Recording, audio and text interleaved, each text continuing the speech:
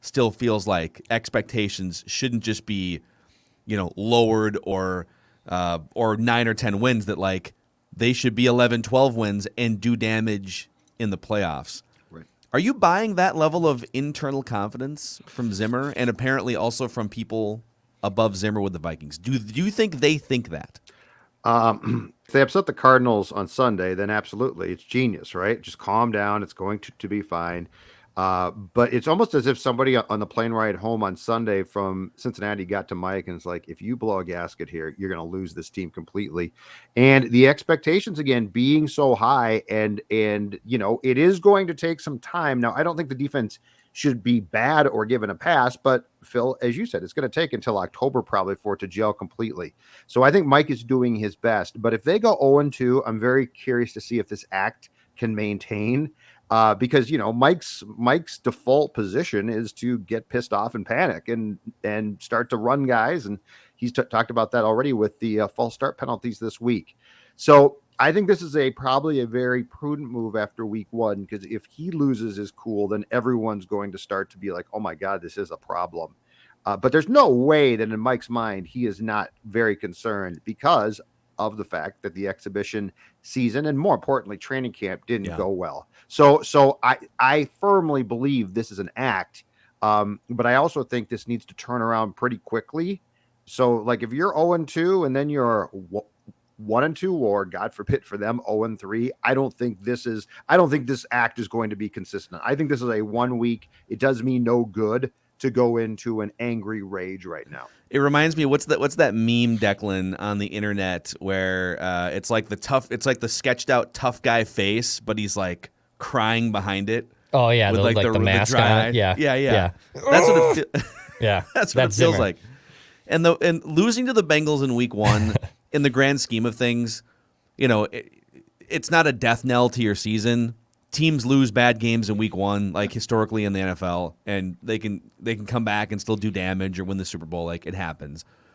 But based on the circumstances here, based on you're trying to get a defense that hasn't really played together before to gel early, and based on having to play at the Cardinals, the Seahawks, who I think are a legitimate Super Bowl contender, and the Browns, who might also be a legitimate, I don't think they're going to win the Super Bowl, but like the Browns are like going to make the playoffs, and they just went toe-to-toe with the Chiefs, right? Mm-hmm.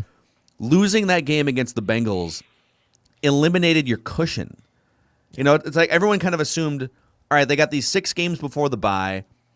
It's not an easy stretch, and you're trying to get you're going to have a new left tackle, and you're going to have new offensive coordinator. That if you can just weather the storm and go 3-3 in those first 6 games, and then have a bye week to reset, then you're in good shape. And that all of that was presumed by that you would beat the Bengals in the first week. And now that you're 0-1 and you're staring down the barrel here, it's like, okay, well, Detroit at home, okay, you're for sure going to get that one in a month, right? And Carolina shouldn't be that much of a test, and Sam Darnold on the road. But even if you win those 2 games, to avoid a 2-4 start, you're going to have to win. I don't think you're going to be favored in any of these next 3 games. I think you're going to be a home underdog against the Seahawks and probably against the Browns, unless you beat one of the next 2 teams, and then maybe you're a 1 or 2 point favorite against the Browns. But that game last weekend eliminated all cushion for you to get things. All right, we're just going to slow cook this. Defense is going to gel, and the Darisaw is going to come in here. It's like, no, you need to go now. Yeah. Like, you need to beat the Cardinals this weekend. And it also crystallized your worst fears, which is, yes, you had a chance to win that game, but everything that you saw in training camp that concerned you sort of came true. Like, Kirk's stats were great, and I think his PFF grade was good, but there were passes behind guys that can't be. The offensive line was, I'm sure, worse than they thought it was going to be. Although, again, just like cornerback last year, they've been warned. I think what this is I think that this is a stick of dynamite with a fairly decent sized fuse. And the fuse was lit on Sunday, but it's got some room to burn before she blows up. And so if you can come back and upset the Cardinals, guess what? That's going to help a ton. But if you don't, at some point in time, Mount Zim is going to erupt because he knows exactly what's at stake here. Like, he knows he can tell Mark Craig all he wants defiantly. I'm going to coach through 2023 and then we'll decide. Well, that is unless the Wilfs say, Mike, I'm sorry, but you're fired. So I'm not buying that there's this newfound patience here from Mike. I'm buying that he knows it's in his best interest right now to show that. But at some point, it's going to get to a breaking point. And the thing is, I mean, after what I saw from the highlights of the Cardinals Titans game, this couldn't be a worse opponent to play. I mean, Kyler Murray I mean, what he does now, he's, as I told Chip today, Kyler Murray has basically become Russell Wilson when Russell Wilson was more athletic. Like what he did on Sunday, he is running the length of the field, sideline to sideline, to make plays. It's incredible. And I'm not saying, well, the Vikings have to find a way. What I'm saying is, how do you find a way? Chandler Jones had 5 sacks, 6 quarterback hits, Phil, and 2 forced fumbles. And yes, Rashad Hill's going to get help, but I don't know that makes up for, hey, CJ Ham's going to give you some help on Chandler Jones. So, like, to me, this game could not come at a worse time, because it's definitely much more difficult than the Bengals game was. Ordinarily, I just think Anthony Barr has been disappointing most of the last 5 years. And I know Mike Zimmer sees value in him as someone that has to be accounted for, and maybe he doesn't show up, in the box score or in a PFF grade, but that, like, Mike Zimmer will say, yeah, you guys are paying too much attention to, like, he doesn't get sacks and he doesn't make a bunch of plays here and there, but, like, offenses have to account for him, and it opens up other teammates to make big plays. And I don't know if I fully agree with it. I think Anthony Barr has been just kind of meh the last few years. But where I think he brings a ton of value, he's so fast and athletic as a linebacker, as a spy, right? Anthony Barr shadowing and spying on a Kyler Murray, or coming off of the tight end or the route that he's supposed to be defending, Kyler Murray starts to run. Like, which player is most likely to be able to track him down among your front 7 or front 6 if you're playing nickel? Anthony Barr. So these next couple of games against 2 of the most mobile quarterbacks in recent NFL history, if Anthony Barr can't come back and play at something close to 100%, and Nick Vigil's banged up, but like if Nick Vigil has to go out there and play, it's problematic. Like these are the 2 games. If I get to pick, all right, Anthony Barr is going to miss 5 games this year, which are the 3 games you're going to protect and make sure that he's healthy for? The Cardinals and the Seahawks are 2 of the 3. I don't know what the other one is. I'd have to look at the rest of the schedule. But, like, I want him playing against Kyler Murray and Russell Wilson. So whether he plays or not, and he did not practice on Wednesday, whether he plays or not, I think is going to make a big difference in whether the Vikings can win this game or not, and next week or not. Yeah, but, I mean, he's got a bad knee and has had a bad knee since early in training camp. So I guess my question is, if he does play, there's no way that he's going to be near full strength. And so now, and Kyler Murray is so quick and able to do so much. And God bless him. Michael Pierce had 2 sacks against Burrow on Sunday, but Joe Burrow's coming off an ACL and I think MCL tear and still essentially can't move. So there's just a lot of things about this matchup that really concern me. I will say this: if they are going to slow down Murray and Hopkins and that offense, Zimmer's going to have to coach one of his best games and specialized game plans that we've seen probably since that Saints game. Because you're going to have something up your sleeve, or I don't like your chances at all to slow that offense down. I think if you go back 4 years ago when the Vikings had their best defense of the Mike Zimmer era, 2017, this is the type of game that you would tell Xavier Rhodes in his prime, hey, you're just going to shadow for the majority of the game DeAndre Hopkins. I don't think there's anyone like Patrick Peterson a few years ago. That's the type of thing you would do with him. Oh yeah, absolutely. I don't know what their strategy is going to be this week. I don't know that they have someone that you would say, all right, Breeland, you're going to Peterson, in year 10 or whatever it is, you're going to shadow one of the best wide receivers, probably a Hall of Fame wide receiver in DeAndre Hopkins. I think if I was going to attempt to come up with a creative solution for Kyler Murray, starting with him, I think part of my strategy would be to have Eric Kendricks be the spy on him, because Eric Kendricks moves incredibly well. I've said he has become to me as close as the Vikings have to a hybrid safety linebacker type of player. Yeah. So I think I would probably start there. And then I would have to count on the defensive line holding up really well against the run itself. But it's going to have to be something like that. Like, I don't think you can just throw this defense out against Kyler and be like, hey, you're pretty good, right? I think you've got to come up with some unique ideas and elements to slow him starting with, because it's incredible. The man uses the entire field. Like, he is scrambling back and forth like he's a pro playing against high school players. And the Tennessee Titans, by the way, are supposed to be good. I think the NFL's website somewhere, I think you can find this, tracks not just like your rushing yardage, but how many, like the NBA has this, where it'll track how many miles you ran during a game. I've got something on this actually for Judd's keys tomorrow. I'll find it right now. Because I don't want to spoil Judd's keys. No. It won't. But I know the exact stat that you're talking about. Here it is. So it was let me see here. It was a third down play in the second quarter, in which Kyler Murray scrambled and then threw an 18-yard completion to Ronald Moore. And if you have not seen it, go find it, because it's incredible. Mm-hmm. He scrambled on that play. So I'm not talking about like for the day. On that play, in which he essentially went to one sideline and came back, Kyler Murray scrambled 43.5 yards, the most scramble distance of his career and the second most on a completed pass, so of anybody, since the start of the 2019 season. So that's 43 yards all behind the line of scrimmage, because he threw a pass. Back and forth. Yeah. Yes. That's incredible. Think about that. He didn't even get the luxury of going forward and backward. I mean, he did, behind the line of scrimmage. A little bit, but you're right. But 43.5 yards. Dude, that division is ridiculous. They are the worst team in that division. Think about that. Unless you want to say San Francisco, but I would for sure put the Seahawks and the Rams. I think the Rams are the best team in that division. I think the Seahawks are too, but the Niners are dangerous. And then the Seahawks, or then the Cardinals are probably the fourth team in that division. Wow. And if you were to put them in the NFC North or the AFC North, or AFC East is pretty weak, right, with the Jets, and although I know that the Dolphins are pretty solid Patriots, but put them in one of the weaker divisions, and they are a guaranteed lock playoff team. Absolutely, yeah. In fact, I think there's a case to be made that if you dispersed, so let's say the Seahawks are the best team. If you disperse the rest of the three teams in the West to the other NFC divisions, I think they might all be favorites to win it.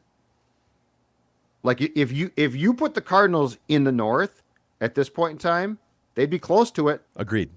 I agree. If you put the Rams in the East, slam dunk. Oh, it's a slam dunk. Mm-hmm. And if you put San Francisco in the South, I don't think it's a slam dunk, but they'd be. I mean, the Buccaneers. Yeah, the Buccaneers are still. But they'd be a for sure playoff team, and they could contend for the division title. Yeah. Interesting. So just and we'll get to old tweets exposed here, in just a second. But just back to the initial question of Doogie's hearing that ownership and front office still have super high expectations. Mike Zimmer still saying, hey, relax, calm down. Boy, if they lose this game on Sunday. I think there's a thin line between, hey, let's just chill out here. It's week 1 and people potentially getting fired. Like, I'm not saying anyone gets fired after week 2. Right. But if this thing doesn't correct itself, and if they don't steal a game back in the next 3 and they start 0-4, I don't think there's going to be zero accountability. Let's just put it that way. I also don't think, and this is not always true, but I also don't believe, guys, for 2021, there's any dialing back of expectations. So like, if they lose Sunday, I don't think the Wilfs are going to say, oh my God, you know what? We expected far too much. Like, this was a mistake on our part. We're going to be patient again, and things might not go great again, but we expected too much. I think this is fair or not. This is an all in. You're coming off a bad year, but you came back up.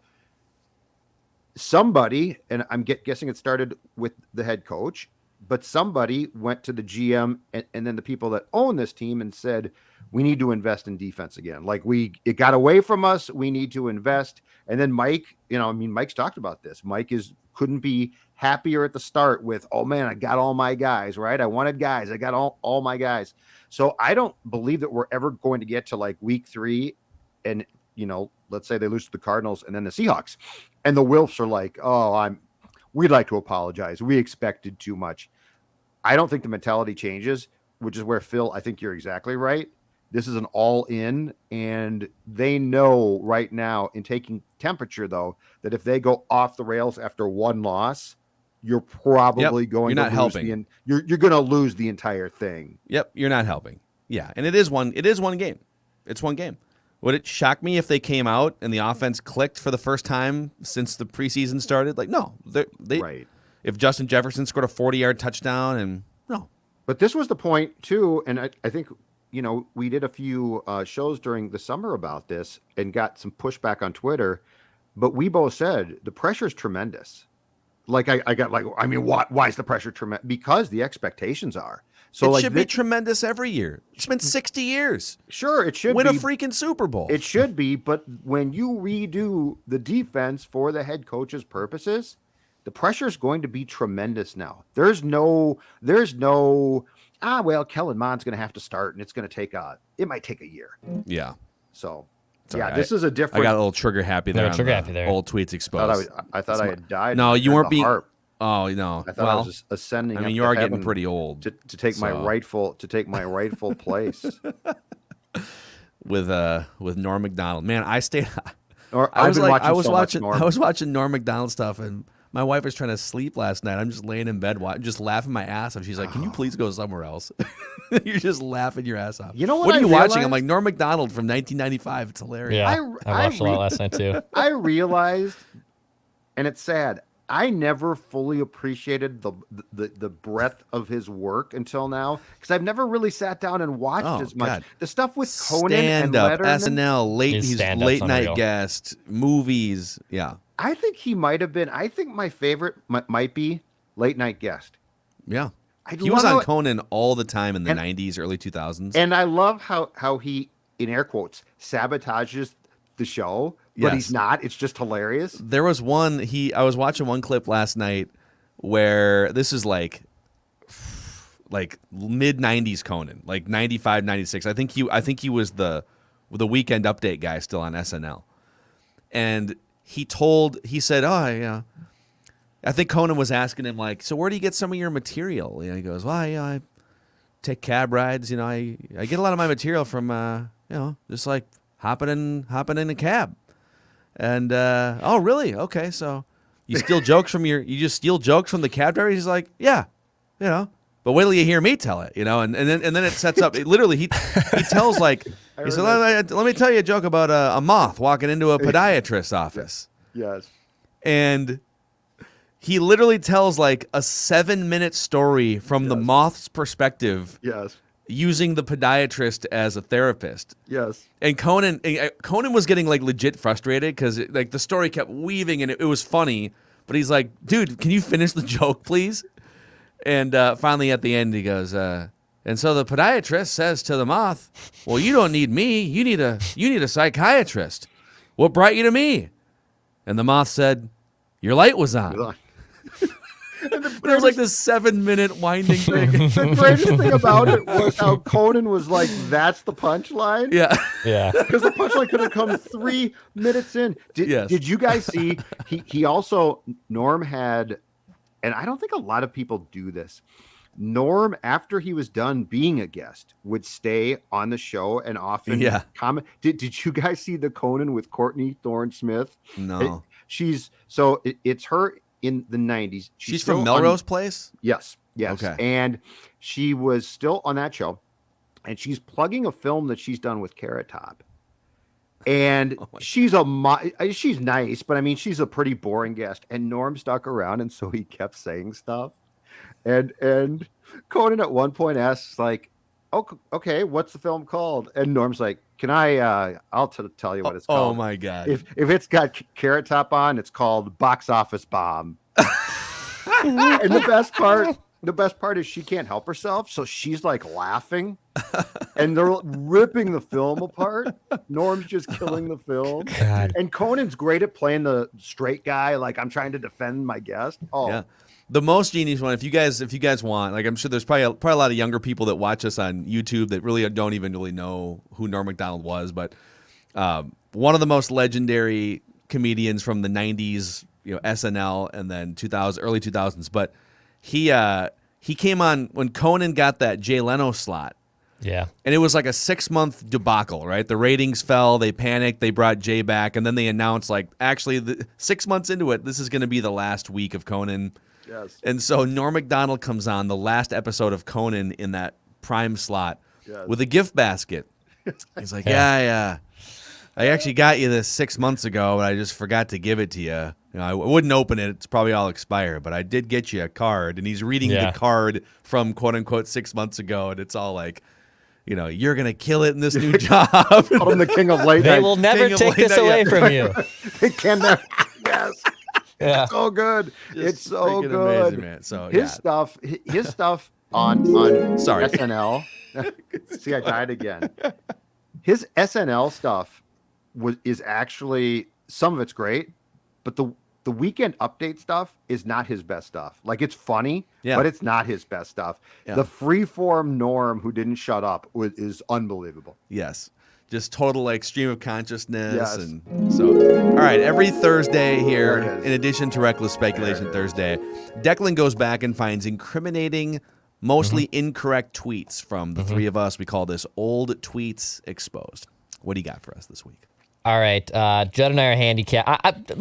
I'm bearing the lead. I win for this week of Old Tweets Exposed. It's pretty obvious what happened just 5 days ago, but if people weren't familiar what I said about the Vikings and Bengals game. I don't take them that seriously at all. I really don't. I love it. This is one of, 3 or 4 games of the schedule that should be an absolute gimme. I know the Vikings are still favored, and they're on the road, and I write that down that they'd win by 10. Yeah, I expect the Vikings to win by 10 in this game. I like Joe Burrow's future. I think he's going to be a damn good quarterback when it's all said and done, when he hangs it up. But right now, the Bengals are an absolute mess. Vikings are going to feast on Cincinnati. No, I do not take the Bengals seriously at all. Well, that's a kiss of death if I've ever heard one right there. You can send if the Vikings lose this game, you can just clip that, put it out on the internet right there. That's dgoff@scorenorth.com if you want to send some angry emails that he jinxed the Vikings. Whoops. Whoops. Yeah, I think you win. I think you win. Yeah, but for the sake of the segment, I will still have a couple other things from you and. Well, what life lesson did you learn after that? Don't assume. Don't make assumptions that you probably shouldn't make. And also, as a good part, if you're going to make those assumptions, you can get exposed and make this segment very easy to produce 1 week later. So it's twofold. It's twofold. I can learn not to make crazy assumptions on a football game, and then also it makes my just job and life easier for Thursday mornings on Mackey and Judd. Until the Vikings prove otherwise, they should sweat every team on the schedule, and that includes the Lions at home in 3 weeks. God. Every team on the schedule until the Vikings prove that they aren't just a gravitational pull toward disappointment, they should sweat. So that's the lesson.